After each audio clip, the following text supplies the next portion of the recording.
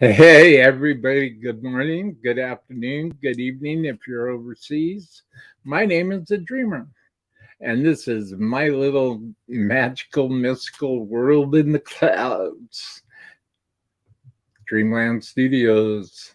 Welcome to Hanging with the Dreamer. On today's show, thank you everybody for being here. I see that Mr. Bill Eagleson, essential guitarist. What's going on, brother? Thank you for being here. So, I have the pleasure and the honor to be joined by Brad Lambert. Who is Brad Lambert, you might ask? Well, I will tell you.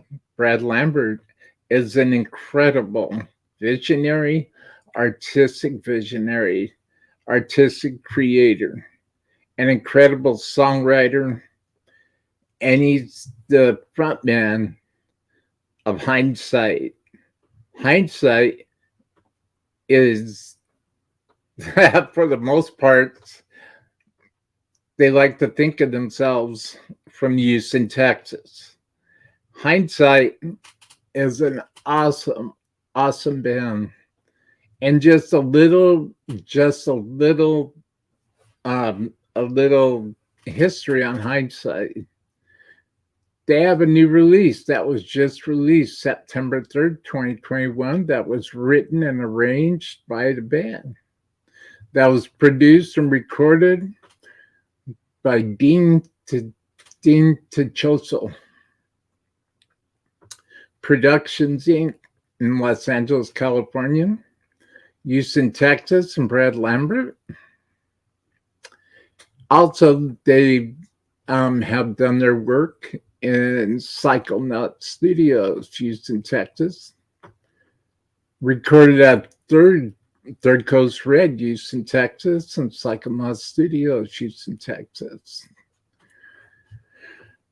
Brad Lambert, my esteemed guest, also did the mixing and the additional production. The keys, the synths, David Hitchcock. The assistant engineer, Chris Godwin. Mastered by Yui Natachi.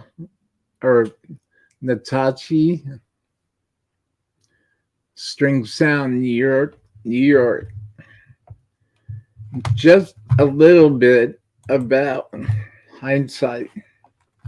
And before I bring my guest out, there's just a couple little teasers that I would like to play. Check this out. I'm going to play these before I bring my guest out. My guest is waiting very kindly and patiently in the green room. This is Hindsight.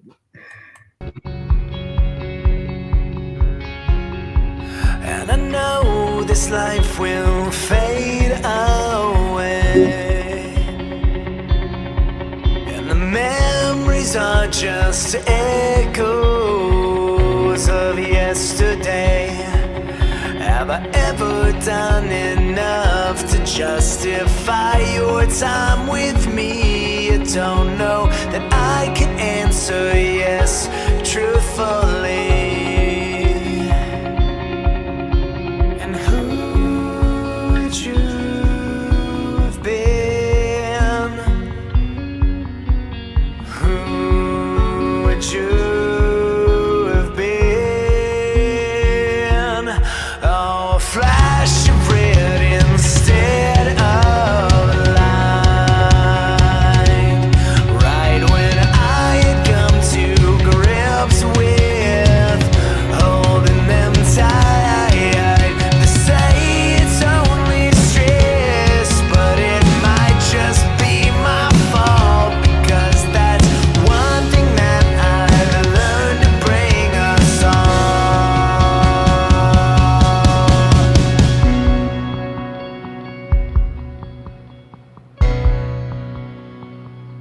Could you have been everything that you had ever hoped that you would be?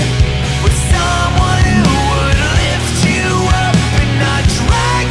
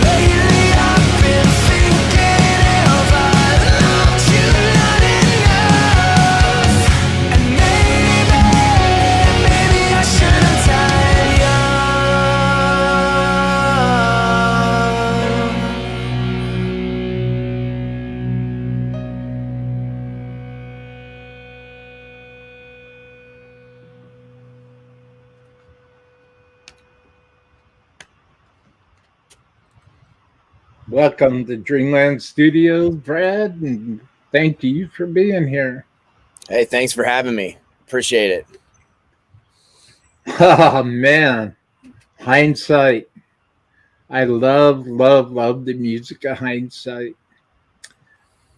So, would you like to just introduce yourself to the world and what's your part? Sure. So I sing and play guitar in Hindsight, and we're from Houston, Texas, and two of us are kind of from Houston, Texas, and two of us live a little bit north west of Houston, Texas, in a place called College Station, and we've been a band for quite a few years, and in the last couple of months, we've finally had a lot of new music to put out. So we've kind of been putting out one song at a time over the last kind of couple of months, and releasing stuff about every 6 to 8 weeks. So we're glad to finally be able to release these things that we've been sitting on and working on for quite a while. That's phenomenal. That's phenomenal. So, I like to ask the questions that I like to think that my listeners want to know.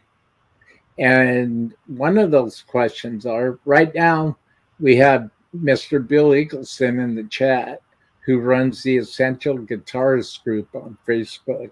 Thank you for being here, Bill. And my question to you, Brad, is who are your musical influences? Yeah, we were kind of briefly mentioning that you kind of like back and forth on the chat the other day, you and I remember. And if I really was let go for long enough, I would probably go for like too many hours talking about it. But if I had to go to if I had to kind of string it out back to like where the beginning would have been for me, when I was a kid, I think in like the 4th or 5th grade was when I first started, saying, and it's funny because my son's about that age now. So he's asking can I, except, today they're not like, can I buy CDs or records? They're like, can I get on a streaming platform, which is all kinds of weird. But so I remember the first records I bought, and I was thinking back to this because it really did shape a lot of the stuff that I'm into and how we write. The first things that I bought like all together would have been the Black Album from Metallica. It was back in the early 90s. Yeah. Black Album from Metallica, Nevermind record from Nirvana, 16 Stone from Bush, and Smash by The Offspring. And those were like the 4 records that were the first things I bought when I was a kid. And then each of those individually kind of spawned off into their own set of influences. So obviously Metallica would have been like a gateway to metal for me. And then obviously after hearing the Black Album, I went up and down the whole line of records, specifically like going back in time all the way to Kill 'Em All. And then and just being really into the precision of that band at the time for what the sounds were coming out at the time. I still consider James Hetfield to be like one of my biggest player singer influences, because he's just got the right hand of death on his guitar, and he's just an amazing singer and writer. And then on the more of like the grunge and alternative side, I just enjoyed the focus around the song. My voice just tends to have more of that type of quality to it. So a lot of those bands that just lended themselves to me as a singer. And then also, listening to bands like Soundgarden and Stone Temple Pilots and those kinds of things. A little bit later on, bands that I would gravitate towards would be bands like Incubus in their early days, and Seven Dust, and on the metal side, getting into further heavier stuff, but staying still melodic was the appealing thing to me about bands like Killswitch, or even getting into other aspects of metal and various versions of it, like listening to bands like Unearth and stuff like that. And then on the musicianship side, so that's just me as a pure listener being into those things and liking to listen to them and being able to put on a record and just listen to it. And then on the technical playing side, you know, getting into bands like Dream Theater, getting into artists like Paul Gilbert, or a friend of mine who I also play in projects with. His name's Rusty Cooley, who's here in Houston, who I'm in another band with called Day of Reckoning. You know, really the thing I think that for anyone who doesn't listen to technical music and says things like, you know, that, you know, it's so many notes, it's so fast, it doesn't have, the soul isn't there because they're not playing. I think the American ear just likes to listen to pentatonic blues a lot and harmonic minor, and there's nothing wrong with that. Those things are awesome. Those are great things. But I think some people's souls just operate at a higher BPM. And one thing I like listening to about really fast technical music and even getting into things like technical death metal, where it's like I'm not necessarily always putting on those records just to, you know, sit and listen to that kind of stuff on the drive to work. However, what those artists do is they show you that nothing is really impossible. So there's no excuse of, well, that's just too hard for me to play, or I couldn't figure it out. Well, clearly somebody did. And oftentimes it's probably a kid who's like, you know, 17 years old, who sat in his room and just worked on it hard enough. So that's the artistic aspect that I really appreciate from those genres. So, and then getting back to kind of some of the more things like grunge and alternative that I really liked is just the use of noise in texture and writing, and not being afraid to let the in-between stuff kind of ring out, and the guitar noise and just the sweat make it onto the track. So all of those things put together greatly influence how we write, and particularly on this record, where we incorporated some electronics and things like that. That's all directly influenced by bands like you mentioned Linkin Park, and I go back a little bit further than that to listening to like Downward Spiral from Nine Inch Nails. Or listening to records from like Gravity Kills or Stabbing Westward. And one thing I really appreciated that they were able to do is, you know, to get those sounds on those records, they had to go through a lot more pain and struggle than people clicking buttons on computers now. So, you know, it's like, let me take this synth and time the BPMs exactly right on this loop, and then run something through a distortion pedal through an amp. And that, it's like they had no idea what they were doing in some ways, and everything was new and trying to discover sounds. And that was, I feel like it made it on the tracks. So I think even going into today, where we do have a little bit more ease of being able to create those sounds, being able to add some elements of those early analog electronics type sounds, I think helps a lot. So those bands are definitely influential, and showing how to kind of bridge the gap of heavy rock music and electronic music. Well, Bill, and thank you, Brad. Bill in the chat knows Rusty. He's a great player and a great guy. Yep, he always, you know, even just singing in that band and watching him and our other guitar player Matt Huff play, that even just that alone, I feel like has made me a better player. And you know, if you feel like, and anytime I'm like, man, that lick's really hard or something like that, it's like, well, just practice more. That's what they would tell me. So, yeah. Well, yeah. The I think it's very interesting that, Brad, that when a songwriter wants to convey what they're feeling right here in their soul and their heart and their very being, when I hear the honest presentation of what the songwriter is trying to say, it's a it translates to me as something that is much harder done than most people would think. Do you think that's true?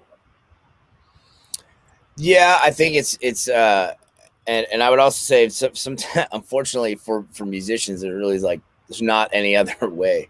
Because people who are, I find a lot of people that I talk to that are non-musicians, like we were kind of discussing this briefly earlier, they think we're insane, right? They think it's, and I think a lot of people are like, just like in high school, you know, it's a phase, it's this weird thing that they're doing, and it's like, no, it's really just however it's the way our brains work to communicate with the world and the rest of the universe. It's like, in some ways, I wish it wasn't that way. To be honest, things would be a lot easier and a lot less expensive, but but it just is what it is. And so in some ways I'm better able to communicate certain things in a song than I could ever do if I was just sitting down and talking to someone.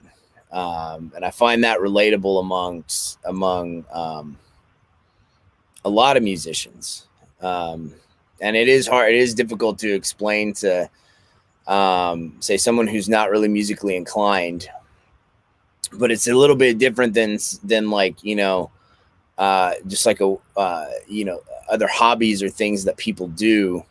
I would say that would be the case for any real artistic medium, whether it's acting or even making like digital media or painting or whatever.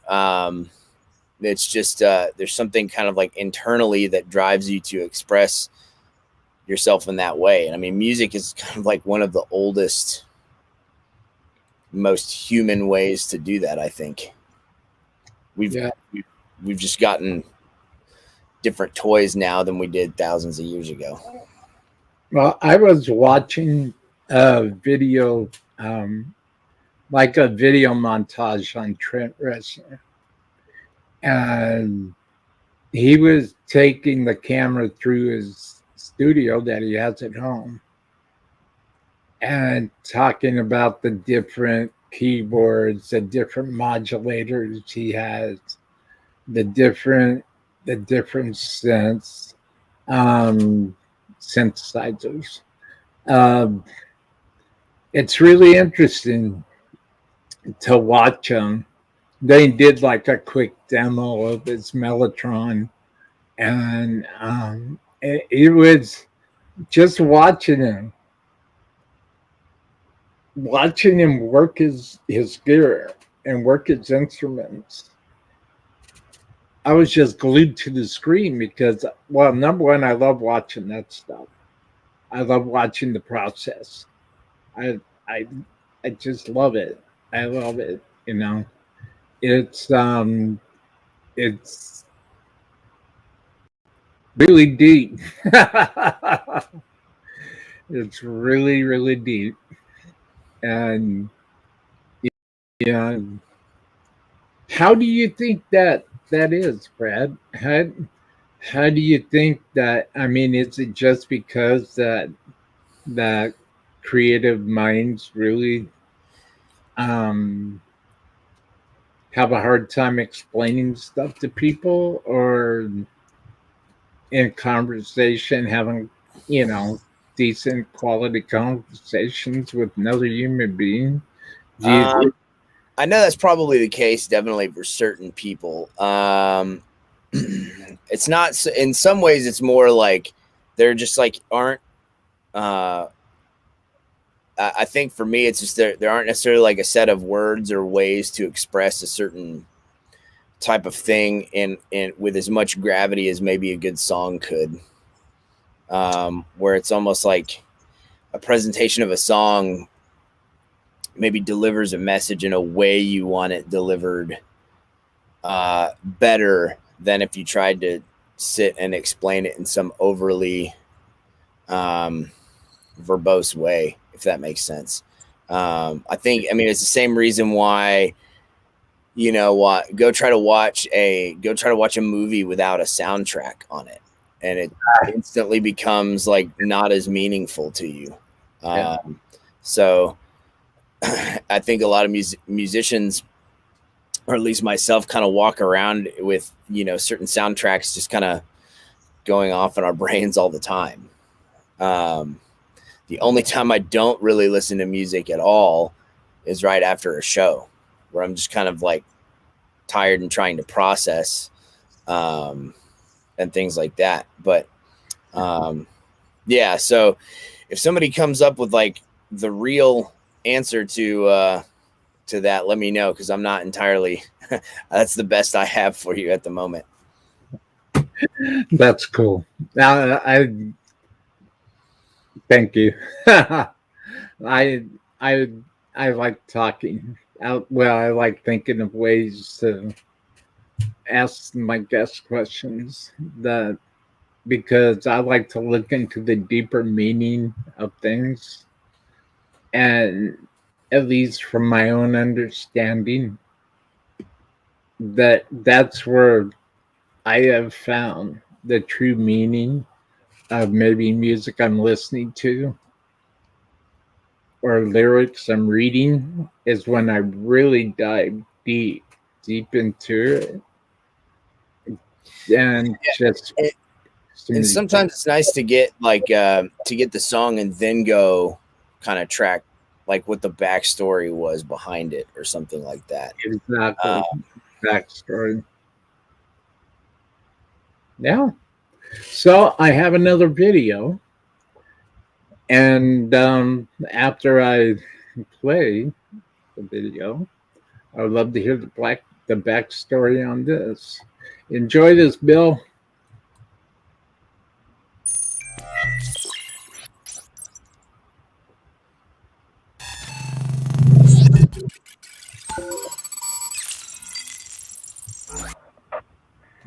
George K. 5 George K. 496 Broadway between Broome and Spring.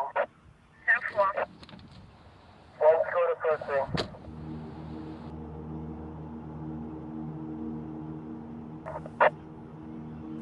Sergeant 1 Essential. Okay. 15 Sergeant 1 K.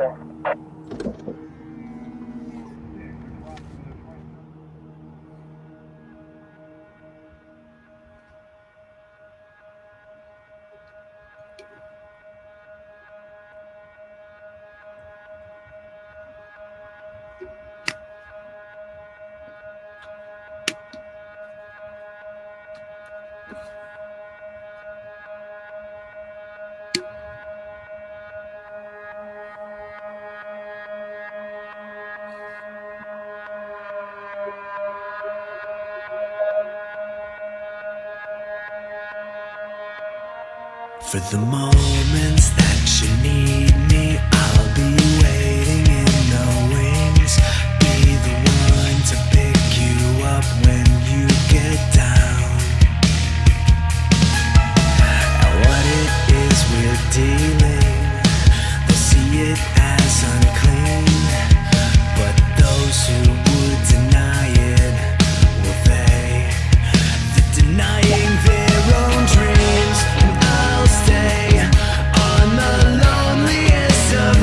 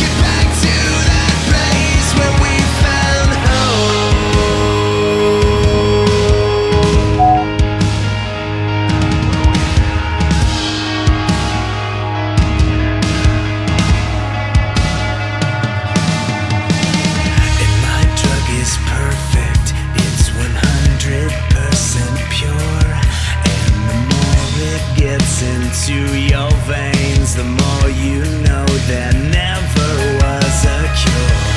Here we are, with open hands to pull you up so high and make you never want to land. But they don't know the ways we feel alive. So I'm giving you a reason to take it on the chance. The sound will guide you home. Play another song so maybe you and I might not feel alone as we lie in the sonic afterglow, holding on to what and who we have to help us get us to that place where we found hope.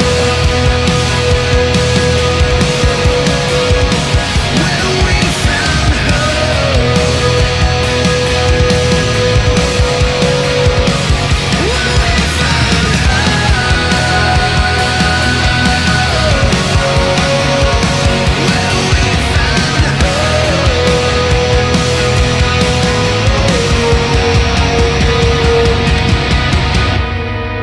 You're the one to kill all the pressure, the one to face all the pain, the one who I can use to face my demons every day, the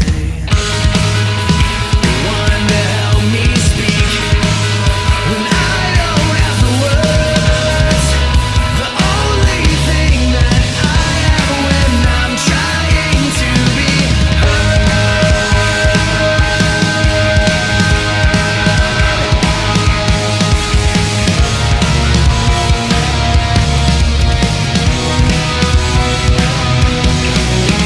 They don't know the ways we feel alive, holding what we have to get us to that place. We found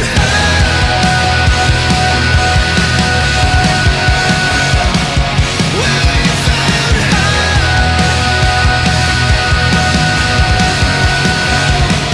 where we found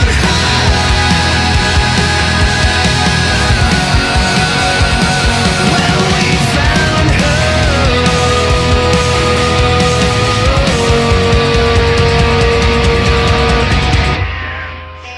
The sound will guide you home. Play another song so maybe you and I might not feel alone. And as we lie in the sonic afterglow, holding on to what and who we have to help us get back to that place where we found hope.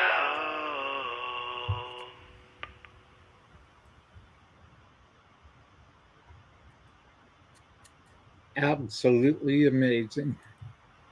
So, what is the backstory on that, Brad? So the song kind of like the song by itself kind of is it kind of gets into what we were talking about a little bit earlier. That for musicians, it's kind of like, you know, it's the place where we found, you know, music represents kind of like that place that gives us hope in some way or another. Also, but the verses kind of discuss again what we were kind of going over earlier. You know, not everybody's going to understand that and find that to be somewhat odd, and the way musicians look at it, I think, is, you know, well, that's kind of like their loss. And with the video, kind of the backstory on the video is that we're, you know, in terms of like the characters or the storyline, which is a very difficult video to shoot, by the way. If anybody ever shoots storyline videos, much less storyline videos with multiple stories intertwining that you have to get across in under 4.5 minutes. So big shout out to Adrian Arche from Check 1 2 Productions for making that happen. The general story is kind of like we're this group who is targeting people who we think are in need of help in some way or a message. And we find a way to get our little receiver headphones to them, and we're covertly transmitting these signals to them in some way, and that there's a kind of regulatory agency that doesn't like that as we're doing it on an unrestricted something or another. And hence kind of like the officers coming and searching for us and finding our location and arresting us, but not before we kind of deliver the message to the people we're trying to get it to. That's kind of the idea we were trying to get across. That is absolutely amazing. The whole storyline. I mean, the first time I saw that video, I was just, oh, I mean, that video was drawing me in. That was good. Very good. Yeah, that thing was like definitely a giant pain in the ass to shoot, but we're glad it came off. We're glad it came off well. We were happy with it. Well, my good buddy Thomas Meehan is here. A really cool song. You know, keep that shit up. Badass. Thanks, man. And Essential Guitarist said, damn, that was really good. Well, I got more. If Brad has the time, I've got more. Sure. Yeah. The interesting thing about that one too was, and this is also the first record that we've done where on some of the songs, kind of wrote most of the song around the bass and drums first, and then came in with the guitar writing. I think a lot of times in rock bands, it's really easy to start get in the habit of just writing songs around a riff or a guitar part, and then putting the stuff around that. So we kind of went in the reverse order with this one. And in a way, as a guitar player, it almost makes things, it makes you think about the guitar a little bit differently. And in some ways it's more fun because you're not entirely the grounding thing for the entire song. So the guitar parts end up being a little more freed up to do some interesting things. So this is the first record where we've really approached things like that on a few of these songs. Well, let's check this out. I'm playing this video next because it just, I don't know, something, maybe the chromosome in my mind or something went off and said, hey, you gotta play these videos in this order just because of. No, you know what? That's actually helpful on our end. We're always interested because we listen to these things for so many months, for so long, that it's interesting hearing somebody else's take on how they approach the order or the things that they like to prefer, or how they prefer to like to listen to things. I tell bands all the time, sometimes it's helpful to even do like focus groups. If you have a whole group of songs together, you know, send it out to, or have a listening thing with some close people and just get an open take on it. So I'm in. I'm definitely in for doing something like that. With a band, with band ever wants to. I'm in. I think it's a great idea. Enjoy this next video, folks. After this video, I can't wait to hear the backstory, Dreamers. And hey, ask Brad some questions. I'm sure he would love to hear them. Enjoy this next video, Dreamers. You're watching Hanging with the Dreamer.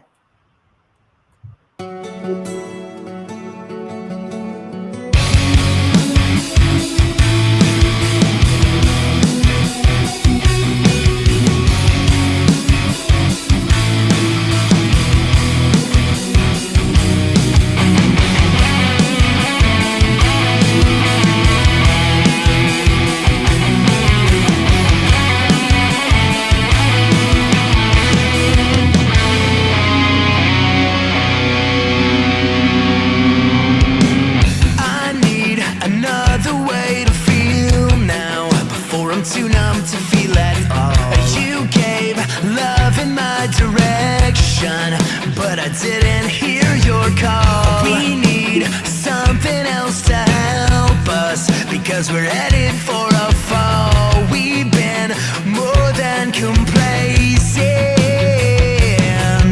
and we have lost our way. We don't have the vision that they do, but we're trying so hard just to see. When the whole world wants to pull us all under, it's impossible to breathe. Impossible to breathe.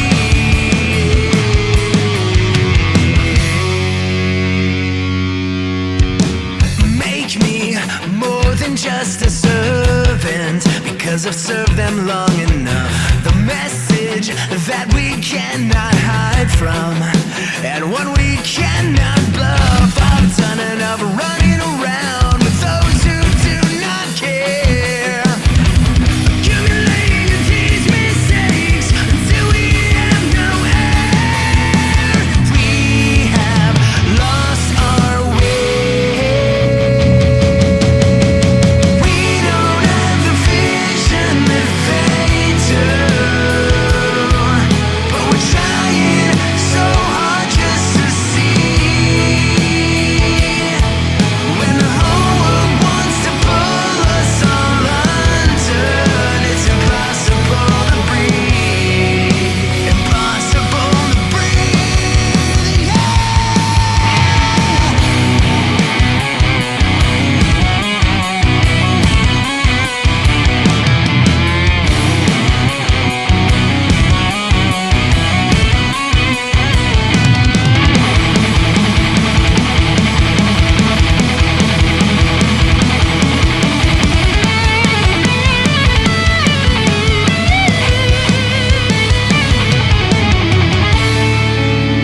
Those who would help us look for what they know, 'cause this is what we do. We kill our heroes.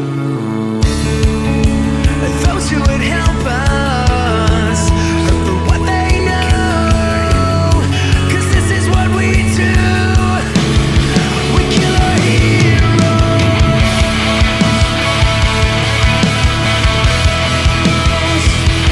Kill our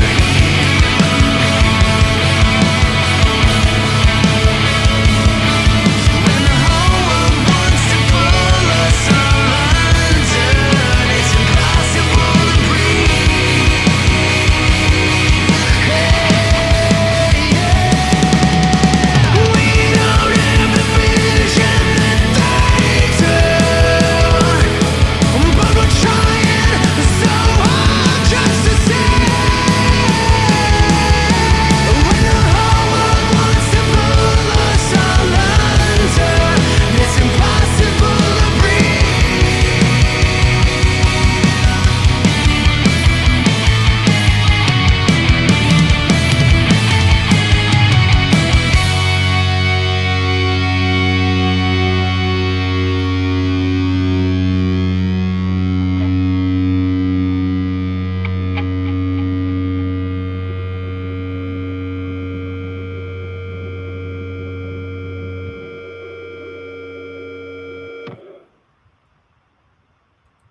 Impossible to breathe, Brad.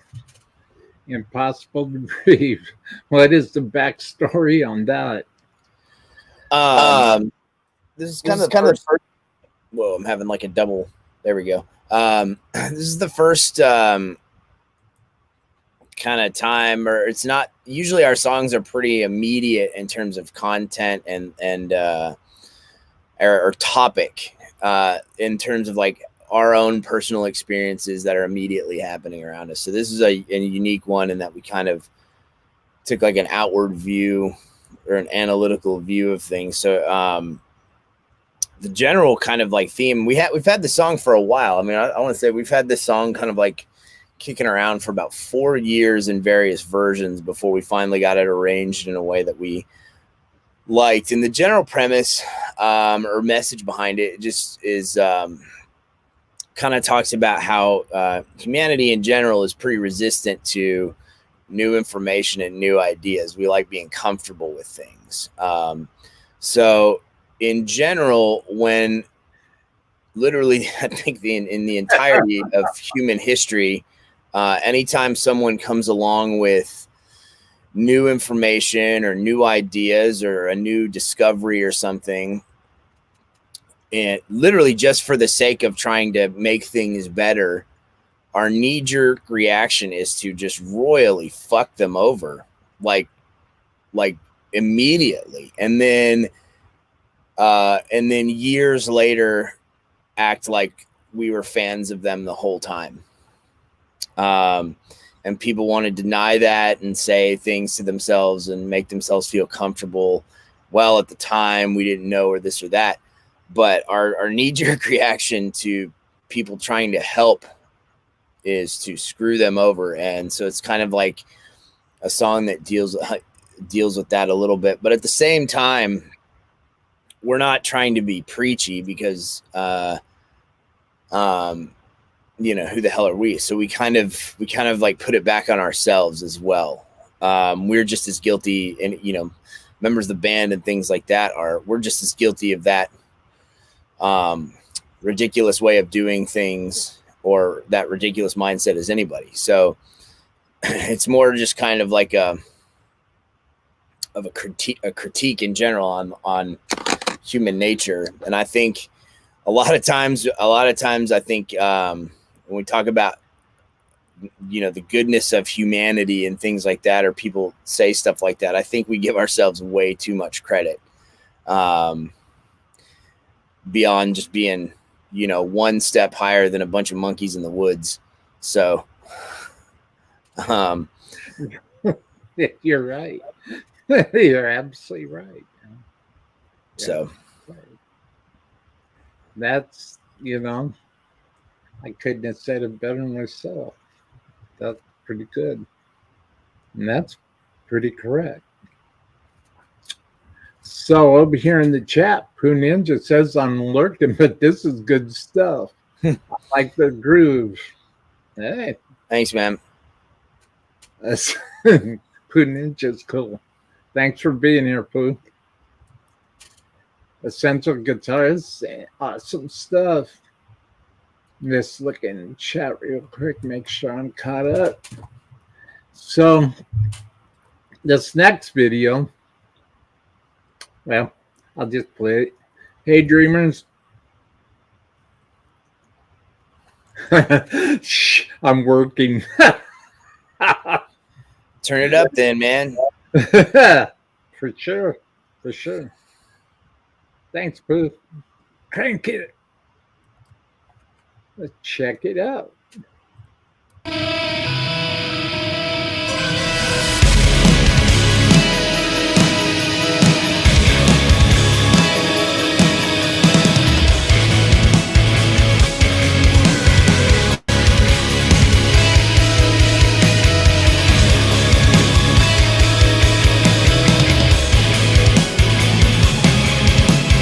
Deep down in you somewhere, the one I used to know.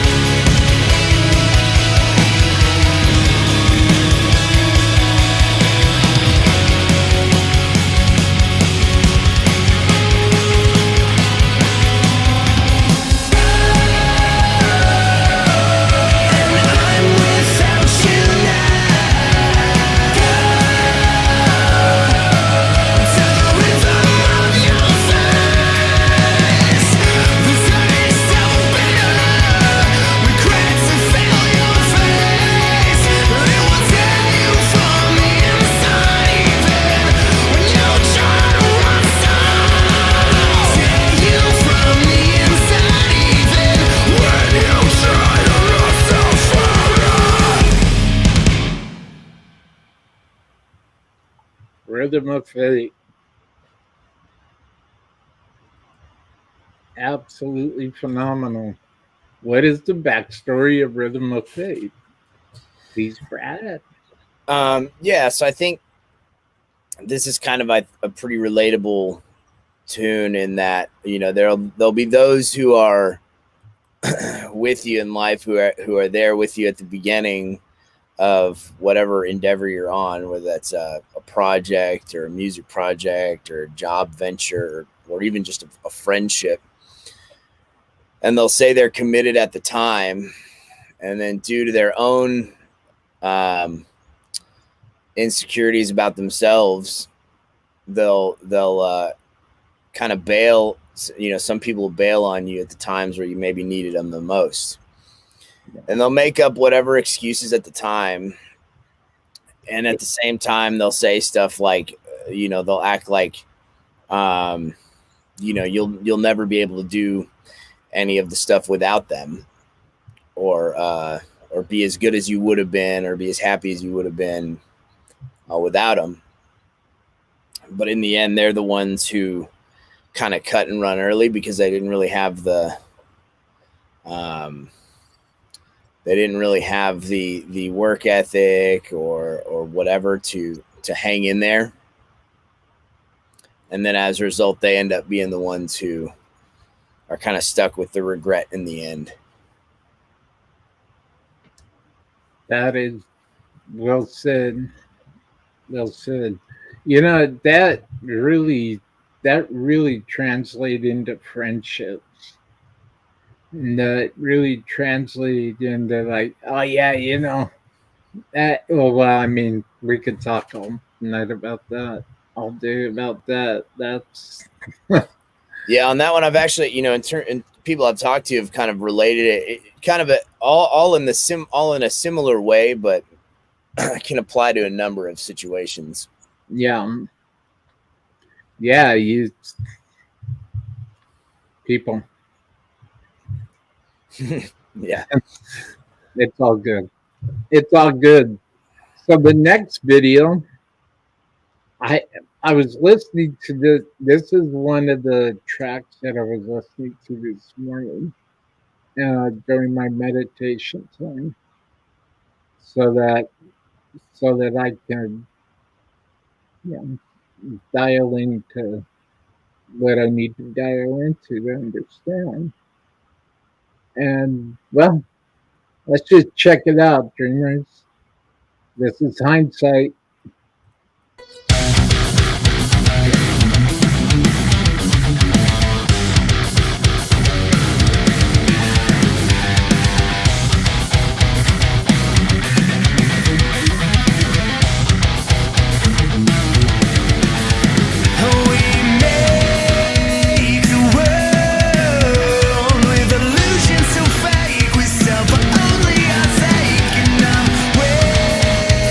Show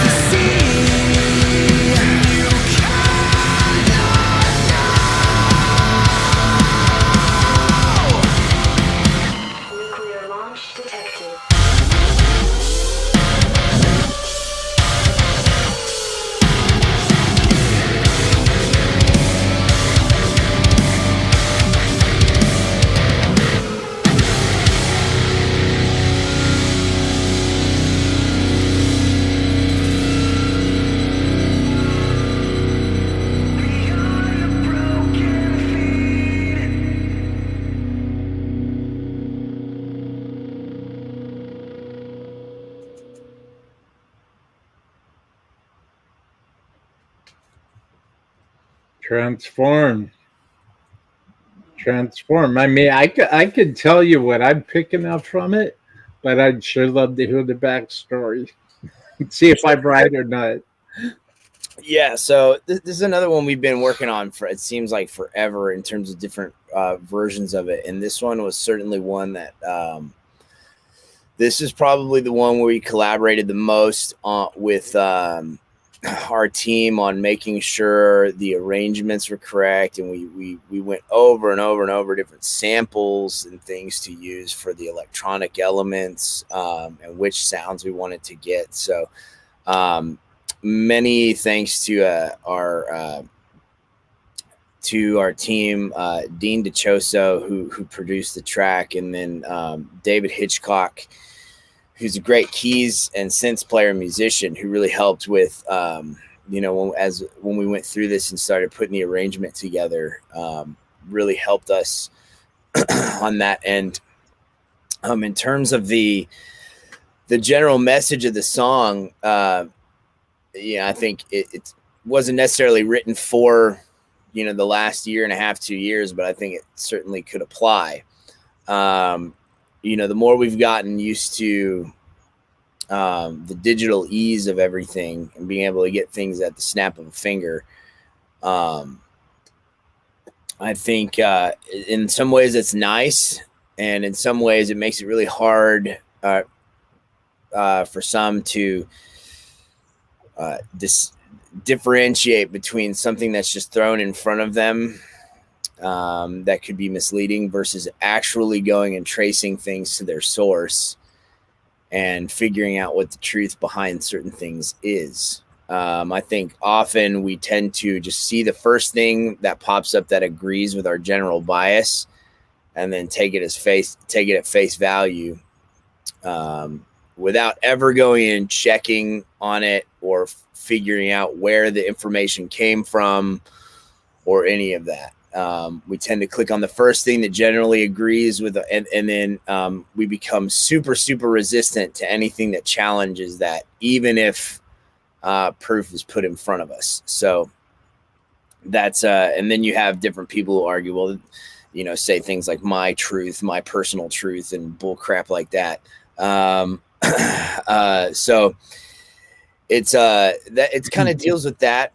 And it's funny because there's never been an easier time in history to go and find out where information came from.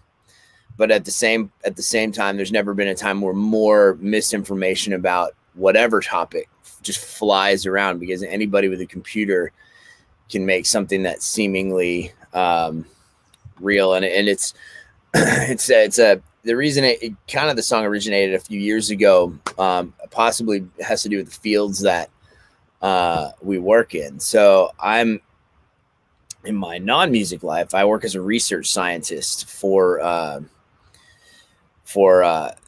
the Med Center, with the Med Center here in Houston. Our guitar player is a physicist who works at Texas A&M, who's also in research. Our bass player is a computer networks technician, and then our drummer is a banker. So we have a unique set of jobs, but I think some of that gives us perspective on some of those things. So that's kind of the general take behind the song. It's really nerdy, but yeah, that's the general take. Now, this is a song from a musical standpoint that was a little bit of a departure for us, and I kind of had this idea, and luckily my bandmates followed me along with it. Because this song is a little bit more, even though it's got hooks and things like that, the nature of it was a little more progressive than I think we had been used to in the past. It was kind of finding ways to merge those things. And it's certainly probably the heaviest track out of our latest releases. Well, dear Junkie 35 is here. Howdy, Dreamer. Hi, dear Junkie. Thank you for being here. say hi to Brad, please, and ask Brad a question. Anything about his music, recording, his recording processes. If people like Brad would like to share that, please ask my guests a question. That here here Pooh, there Pooh, talking to Pooh Ninja who's working. Yeah, Pooh Ninja. So with that being said, let's go to our next video. Let's see.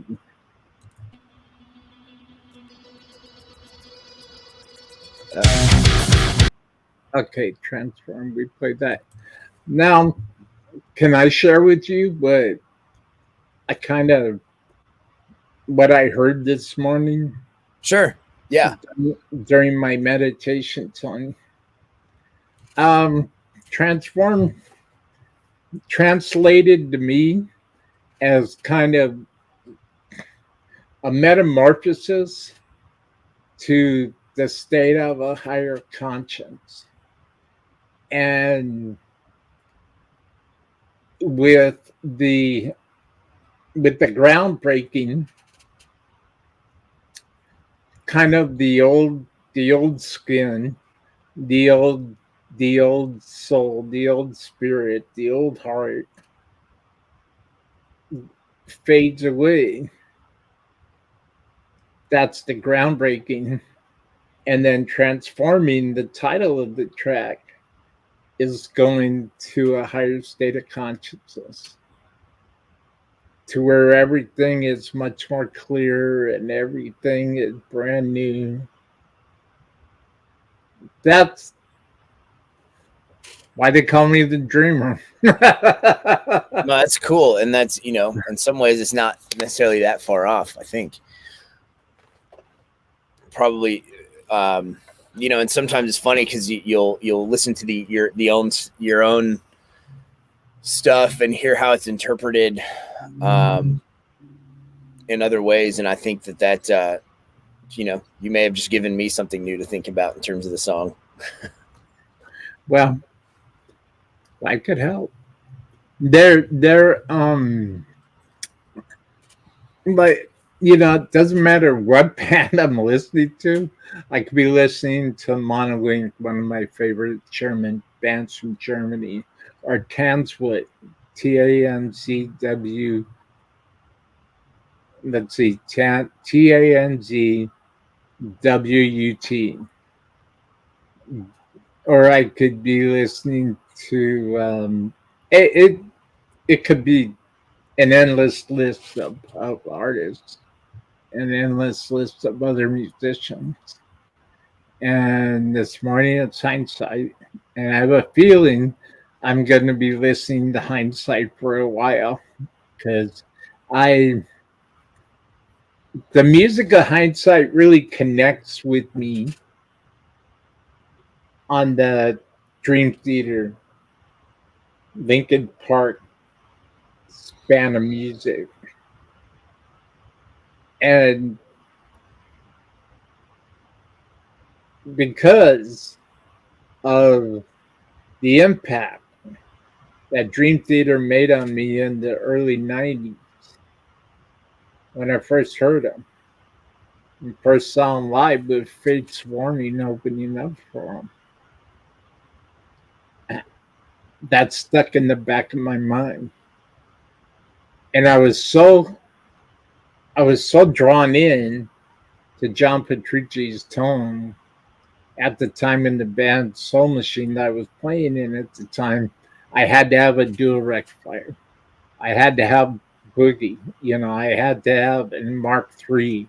I had to have a Mark III Coliseum head, 180 watt Coliseum head. That's what music does to me. And when a certain piece of music resonates with me, I'm like, I really dive deep into that. And when I started seeing John Petrucci like a guitar player, and he's standing there leaning on his refrigerator rack. You know, I see triaxis preamps, and Oh yeah. I just like kept going, going. You know, the same thing. Um, Checking out Metallica's videos on YouTube where they're inside their HQ headquarters in Marin County and up north here in California. You know that I'm a gearhead. You know, I love guitars. I love amps. Yeah, but I know what you mean in terms of when you hear something and it kind of grabs you and draws you in. I think one thing I could say in terms of that, because those are two very different bands, Linkin Park and Dream Theater, but I would say both of them have kind of like a cinematic quality to their writing. Mm-hmm. Yeah, big textures and very big sounding bands.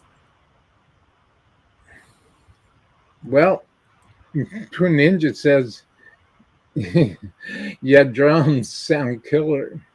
Are they samples or are your drums recorded live? That's a good question, Prue. Yeah, so all the drums on this record were recorded live. Half of them were recorded in Los Angeles and half of them were recorded in Houston. There are some, to answer your questions on the mix, it depends on the song. More of the rock type songs are almost entirely just natural drum tones. Some of the metal stuff, like the one we just listened to, does have some sample blending in there, but nothing's completely replaced. So in some cases that might mean like a snare, or kick, or tom, and that's just to get things slamming for consistency. Although throughout the record, occasionally there are sample packs that have really nice room sounds for that really work well for certain songs. And I think that's one of the most underused aspects of using sample replacement, like triggers and things like that. There's so many of these things that have really nice rooms. Anytime we did that and we did like a blend of anything, we always made sure to find like drums that were, and then adjust the tuning of each individual drum to where it matched with the track drums that we had, so we didn't get any weird phasing issues. So it was a long process, and those kinds of things are fun to do. But I always think live drums and having it actually be tracked always just translates better to me than people who do complete sample replacement. I know it's even in the case where somebody's playing like, say, a V drum kit or something, so you still get the stick velocity, I still rather have real drums. There's just something about it where you can hear it. That said, I think it's important to know how to use samples strategically for several reasons. It's particularly in modern production. So I know that's a really long-winded answer, but funny thing about how we about the drum sessions that we did in Los Angeles, where we had the pleasure of having Ken Schalk who's a drummer from Candiria, do all of our drum teching for us, and he did a hell of a job. He's a very interesting guy that spent a lot of time talking with our drummer on various percussion theory and drum theory topics. But yeah, so very, very long answer to your question, but hopefully that was helpful. The a band that I've been listening to quite a bit lately is Paradise Lost, and I gotta tell you, they're the videos I've been watching, especially the very first one I saw from Paradise Lost, My Darker Thoughts, and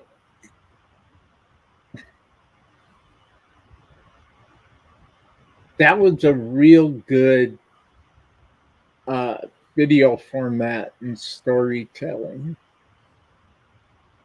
And I hope I have the name right. I don't want to upset anybody. Paradise Lost is one of those bands that made such an impression on me. Like Nine Inch Nails. 9 Inch Nails, which amazingly enough, the music of Hindsight also has that 9 Inch Nails vibe. And you were mentioning the downward spiral.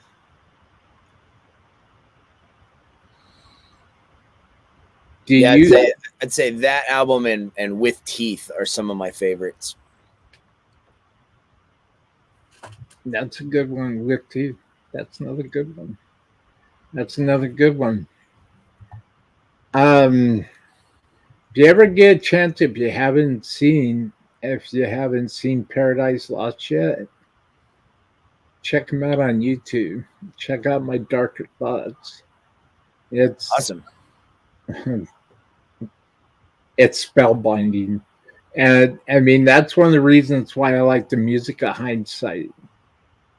It's because so far, every single track that we've listened to so far this morning is spellbinding and commands the attention of the listener. Absolutely phenomenal. So, dreamers, I have one more video. Let's check this out. Enjoy, dreamers. This is Hindsight.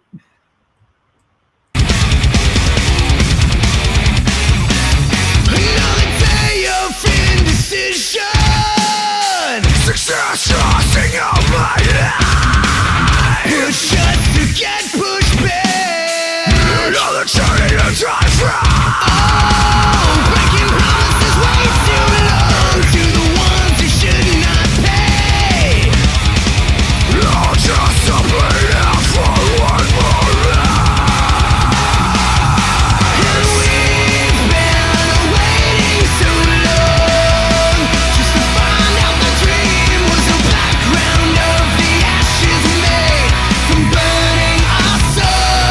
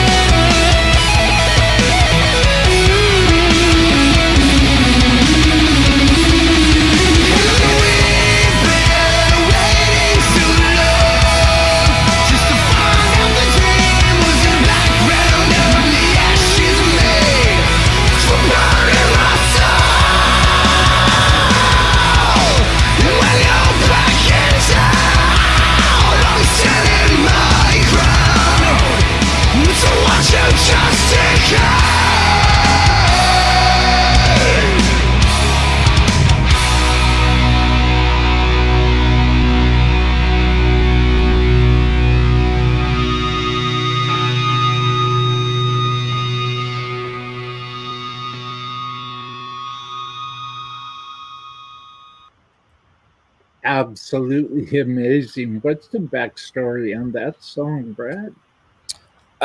So I mean that one's really kind of about the really more about how fatiguing it can be to kind of like really push for something that you're trying to accomplish, whether that's music or anything. I mean, the whole while, you know, you're kind of doubting yourself, and you're kind of dealing with other people doubting you, and it always seems like each time you are each time you like level up towards something or some measure of success you had for yourself, you kind of like, it's kind of like you get to the top of one mountain and see a mountain that's like twice as high than sitting in front of you. So this peak that you thought you were getting to is only the beginning of a much longer journey. So I think that's, and you know, for some people that wears on them. And similar to Rhythm of Fate, it's the people who are worn out, that are quitting, that are the ones that are telling you can't do something. So it's kind of like, Yeah.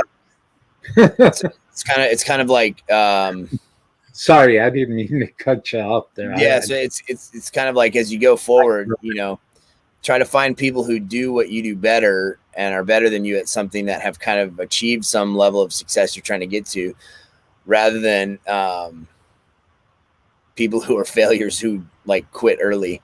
And whether that's anything, that can apply to music, or that can apply to anything, I think.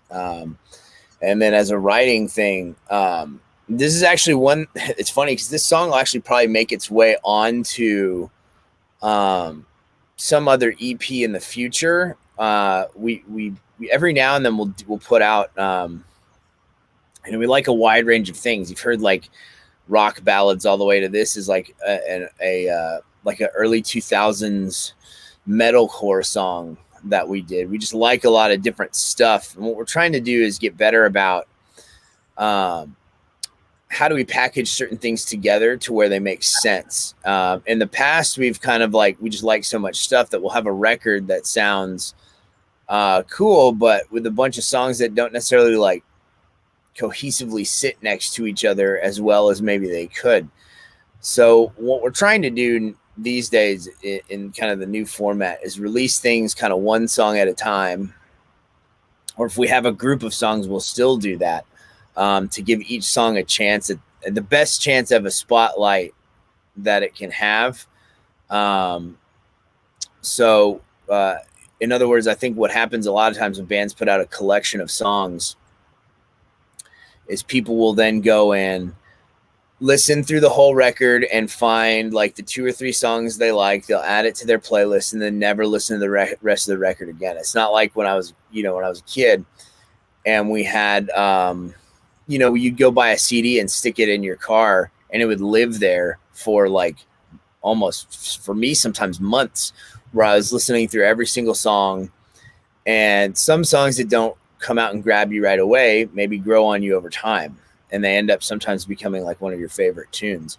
And that's a lot harder to come by today. So what we wanted to do is kind of spotlight each song and release them individually, still have the complete records and things to sell for, at shows and things like that live.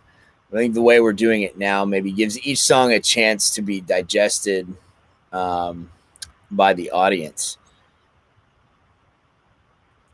Well, Pooh Ninja in the chat said they sound killer. Nice job. Thanks, man. And Gear Junkie 35 said, damn, that's crispy. Yeah, the guitar tone on that was a Gear Junkie 35. So the guitar tone on all of our stuff centers around a little bit of a like a JCM 900 with a screamer in front of it. But depending on the track, we'll pair it with other amps and sounds, as needed. So, like for instance, on the tune we heard earlier, this last tune, that was I believe that was a JCM 900 and a Framus Cobra, to give us like that. So that's where that nice like pick attack comes from and things like that, versus Who Would You Have Been, which was the first track we listened to, and Rhythm of Fate were almost entirely just straight JCM 900. We have other tracks that are coming out where it's like a 900 mixed with like a rocker verb sound, sound a little bit thicker and warmer. So yeah, it really just depends. I think on Transform, that was a unique one because we paired the 900 sound with actually it's a set of tones from Neural DSP that I've really liked lately, particularly their Gojira pack was what we used on that one as well. So yeah, but I would say that the majority of our sound kind of just sits around a 900. Well,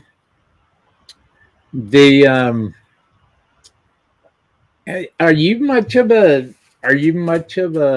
modeler? Do you like Axe effects or Kempers or line Yeah, shapes? I think so. It's funny as I talk to Rusty about this sometimes, and that's I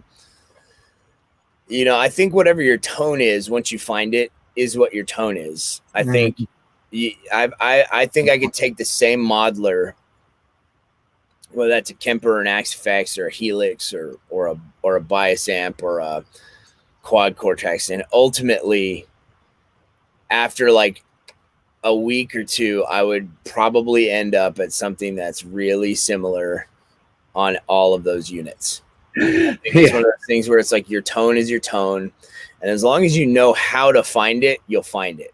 Now, there's a lot of people who can't find it, and my biggest thing for people who are anti-modeler, one reason I like those kinds of things sometimes is because I can hit one button and have it do 5 things at the same time, as opposed to doing the pedal dance. It's when you're playing and singing is very convenient and nice. You could MIDI program that stuff, and that's great. And but in general, that's one thing I like about those for live.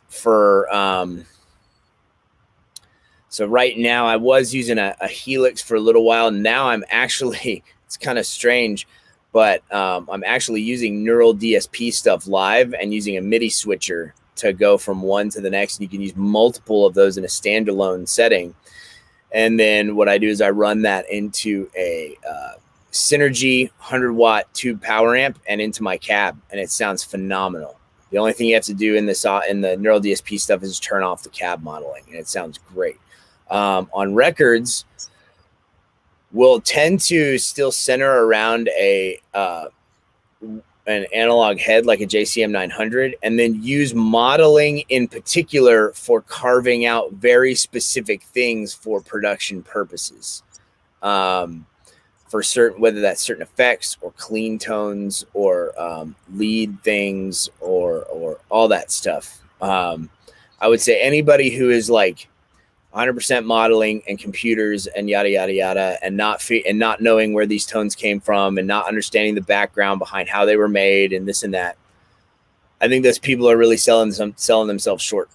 At the same time, I say the same thing to anybody who's I would say to anybody who is like completely anti-modelers and only wants to do their amp head, their tube amp head with their analog pedals and all that stuff. To me, that's somebody who just never really took the time to sit down and learn how to use a modeler correctly. I think what a lot of people, and unfortunately what a lot of people do, is they'll take a modeling pedal or something like that. They'll find a preset they like that's kind of okay, but not great, and then they'll just use it. They'll never learn how to use their device correctly. They won't read any of the stuff. They won't learn any of the software. They just take one of the first high gain presets that they find, and then they do that, and that's what gives that stuff a bad name. Now that said, there are certain people who gravitate towards things better. Like I have no use for like an Axe Effects, for example, but I love how Devin Townsend sounds through an Axe Effects. Mm-hmm. So it all just depends. I think wherever you find your tone is the main thing. But people who are like religiously against one or the other, I think are just ignorant. Well, the company that I'm using right now, I'd like to throw one more name in on that list, if I may. ISP. Mm-hmm. I'm a real big ISP user. And I have the ISP Data Pro MSX sitting right over there. That thing, it's not a profiler. It's a tone generator. Well, it's a tone finder. This piece of gear has so many possibilities to craft your own signature tone. It's cool. And of course, Michael Sweet's presets are on there, and those are cool. Those are really cool. But to really dive deep into it, ISP Data Pro, or the ISP Data Pro Michael Sweet Edition. To really dive deep into it, if you're serious about tone, you really want to cut your own niche in that giant mountain of creativity, that giant obstacle, whatever that may be, the user can find it in the ISP Data Pro. Specifically, the ISP Data Pro Michael Sweet Edition. But any ISP Data Pro will do the job because it's a tone finder. It's a tone creator, not a modeler. And that's a whole different monster. Yeah, like I said, it's just one of those things where I think, people's limitations on any of that, any of those kinds of things really just come down to how much time are you willing to put into really going and doing it. So the other reasons we tend to like that the setup that we have for our own purposes is running a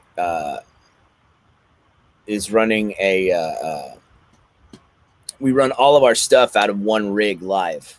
So all of our amps and bass amp and everything is in one rack space. So it's nice for the convenience of being able to be on stage, run your line, still operating out of 2 power amps, but having everything in nice one kind of like rack area.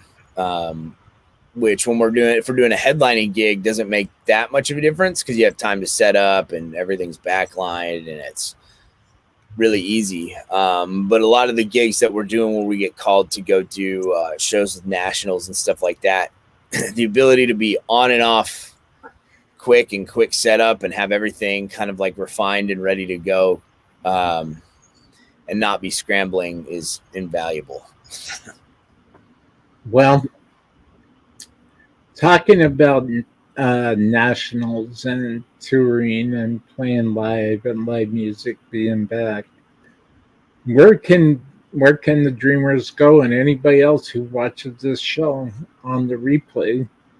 My name is The Dreamer. This is Hanging with the Dreamer.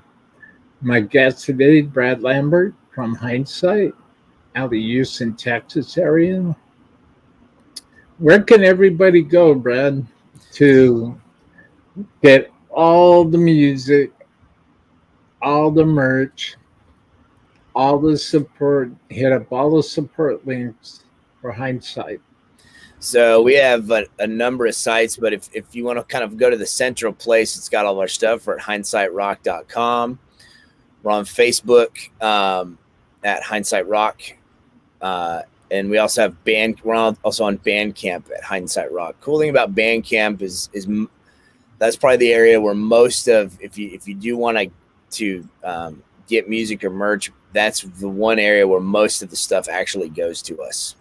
Obviously we're on all the streaming sites. So any of the songs that we just heard are on Spotify, Apple Music, Amazon Music, Pandora, all those things. So that's the easiest way to find us. And for show dates for those in the Houston area, Our next one is this Saturday. Actually, we're gonna be playing in Katy, Texas, at Wildcatter Saloon with Otherwise and Sunflower Dead, and Relevant Saints from here in Houston as well. So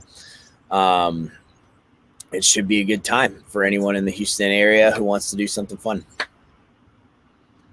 Well, Gear Junkie 35 says most digital can be tweaked to find some magic. It's there, no digital hate here. 120 pedals, analog, digital, all have it killer sound. Yeah, I agree. If I was to switch to an analog head and exclusively use that, like right now, I'd probably use like a Marshall JVM or something like that. Just because they sound really nice and they actually are MIDI programmable for a number of features. So yeah, 100% agree. And Gear Junkie 35 is also saying that he prefers to run EL34 and a 6L6 amp. Blend those two amps together, fat and gritty on the left. All drive, hint of word, 6L6 crispiness for wets on the right. Yeah, we'll sometimes do that in a recording scenario where we'll put a to get a nice stereo sound. Do like a 6L6 predominant sound to one side and then maybe a 34 to the other. I used to have a cool power amp that I had modded for half 6L6s and half 34s. It was the Marshall 9100 mono block. But the thing weighs like 100 pounds and takes up 3 rack spaces. So the cool thing about the Synergy that I use, it literally takes 1 rack space, is 100 watts stereo, and all the tubes lay flat in the back and are vented, so it only takes up 1 rack space. It's amazing. Well, Brett, this has been an epic conversation on gear, the relationship to music. I just realized I also have I have a Fryette power amp sitting right behind me too. So Fryette. Yeah. I just have like a bunch of this stuff just sitting around. Okay, cool. Yeah, Fryette. Steve Fryette. That used to be the VHT brand, correct? Correct. That one's a Fryette. I think if they release it now, it's under the VHT label. Amazing. I remember the first time I heard a VHT Pitbull amp. That's about the year that I bought my Mesa Dual Rectifier. Yeah, I like the 90s Dual Rec is still one of my favorite amps. The 90s version of it. Yeah. Then I had the Dual Rec bias for 6L6 and 6L6 power tubes and 12AX7 preamp tubes. That thing made the perfect backup amp, I'll tell you. I love Mesa Boogie. What? And I also love Friedman. I'm a big Friedman. Like, I have a whole bunch of Friedman pedals. Yeah, those are serious amps for sure. I love the Friedman tones. So I'll ask you another question, if I may. Thank you for hanging out with the Dreamer this morning. Do you have any questions for me? I guess how often are you putting on bands, and would it be of interest to you to kind of throw some more artists your way from around my area? I would love that. My promotional partner, the Pure Music Factory. Him and I, John Giles and I, were talking about this, and I'm trying to have at least 2 live shows a week, and doing, like, if an artist or a band or a promoter sends me a message on Facebook or emails me or what have you, and they need to get somebody interviewed ASAP, there's a small fee, not very much, because I'm not the greedy sort.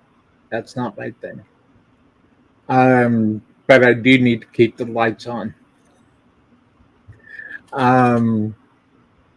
I will. What I'll do is I'll make a trailer video, and then I'll do a recorded show. Take that recorded show, put that in my film editor, my video editor, Premiere Pro, and just like go over it with a fine-tooth comb. Send a copy to the guest, who the guest was, and then make sure I have the photo and all links to post it to my social media. And I'll also send a copy to the promoter. But that's a whole bunch of extra work, and that's why the small fee. But other than that, yeah, I'm open. I'm going to start posting my, well, right now I have a playlist on Podbean under the Rage Breed logo. Rage Breed Records, Rage Breed Magazine. And also this interview today is for J. Lamb's Remy in the High Voltage Video Magazine. And I would love to do that. I would love to interview more bands, more artists out of the Texas area, definitely. Cool. I would love to do that. I've had Stress Level Red on the show. Yeah, I've had Post Profit on the show. Oh yeah, those dudes are awesome. And now Hindsight. Thank you. I'm really trying to promote as much as I can with a lot of bands that I've interviewed. Like I said, I have about 175 interviews behind me in just under 2 years. At one time, I was working with 3 different promoters at the same time. Curtain Call Records, and also El Puerto Records in Germany, which I love that. I love everybody. I have nothing bad to say about anybody. I'm grateful for the interviews that I've had because it's been a gigantic learning experience for me. And much like today, I've had Surrender Stella on. I've had J. Lamb's Remy on a couple times, and he'll be coming back in October 1st. And just a quick show announcement for the Dreamers. October 1st, I'll have Pure Music Factory back. John Giles and Pure Music Factory. And if anybody doesn't know who Pure Music Factory is, look them up. This is an amazing creative visionary that does videos for some very, very well respected artists. And I won't really say those names, but I will say that Pure Music Factory is definitely where it's at. And I hope that Mr. Giles is able to watch this episode because the videos that were done for Hindsight are very, very, very impressive. Thanks, man. We have a, fun team of people we like to work with. you know. So yeah, I'm up for. Sorry about straying a little bit there, but um, if you ever get a chance to try out the ISP Theta Pro Emmett Michael Suite Edition, I'm trying to set up right now Dreamland Studios to start doing um, recording live streams, live recording sessions. I just need to find a different spot for the webcam I have. Um, well, right over here to my right. I just need to find a different spot because I'm trying to highlight my mixer, which is a Personas SLAR12. Oh yeah, I own a Studio Live 32. Oh, that's great. It's those are the super nice units. And I'm running my ISP Theta Pro MSX into my mixer. The mixer goes into my iMac Mini. But I've got that angle taken care of. But I just need to find different webcam placement. So, see a guitar, whatnot, and hopefully be able to see my gear and my ISP Theta Pro MSX and my Personas SL AR12. Again, sorry about the long-winded answer. That's all right. I'm talking to another musician. I could just go on for days and talk about mellotrons and theremins and violin, and, that kind of thing. But everybody, you've been watching Hanging with the Dreamer, your host, Beat the Dreamer, and my very special guest, Miss Brad Lambert from Hindsight out of Houston, Texas area. Check it out. Check out everything that Hindsight is doing. And if you catch this on the replay, please consider dropping my PayPal link. Support the show. All the money that comes from PayPal goes right back into my show production, not my pocket. I am trying to keep the lights on and keep Dreamland Studios growing, and keep developing my vision of the things that I dream about at night. So anybody who can find it in their heart to click on my PayPal link would be absolutely. I'll feature them on a guest appreciation show. I will ask them if they would like to be a guest on my guest appreciation show. Anybody who hits on my PayPal link. And please support Hindsight. Please support Hindsight and everything that musically that Brad Lambert is doing. And just remember, dreamers, stay inspired. Thank you again, Brad, for coming, and I hope to be able to talk to you again. Awesome, man. Thanks for having me. And I really hope to see you again. You're a good dude. You write some killer music. You write some awesome lyrics.